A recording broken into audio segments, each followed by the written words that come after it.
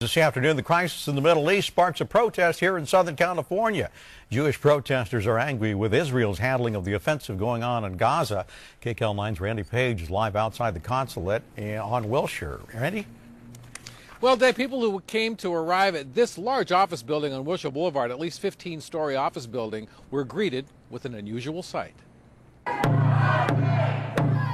They came with a message. We are outraged that Israel would claim to do this in our name as Jewish people.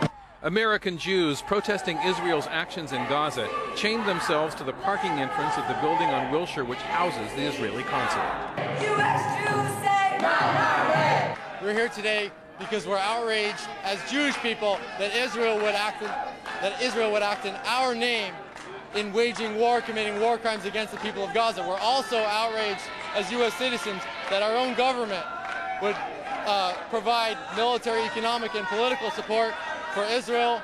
There was some heated debate between onlookers and protesters. Because you throw up the good Palestinian, you throw your own people out of Gaza. And a spokesman for the Israeli consulate weighed in.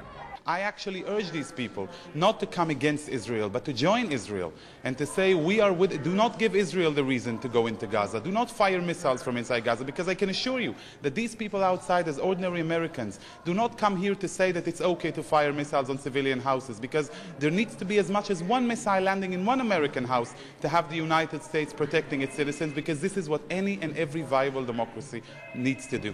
The LAPD watched as the protesters made their statements. Police Chief William Bratton stopped by briefly to assess the situation. Then, as the LAPD prepared to declare an unlawful assembly, the protesters unchained themselves and moved on. And they asked the protesters why they decided to unchain themselves. They said they were able to say what they wanted to say, and they'd met their objectives. Live in the Miracle Mile, I'm Randy Page, KCAL9 News.